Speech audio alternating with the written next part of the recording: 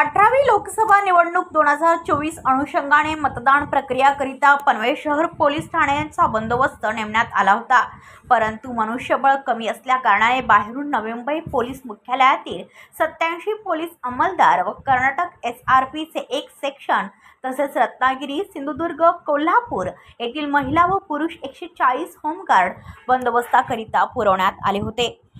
सदर होमगार्ड यांनी पनवेल शहर पोलीस ठाण्याच्या निवडणूक प्रक्रियेमध्ये अतिशय उत्कृष्ट काम केल्याने त्यांचा उचित सत्कार वरिष्ठ पोलीस निरीक्षक नितीन ठाकरे यांनी केला।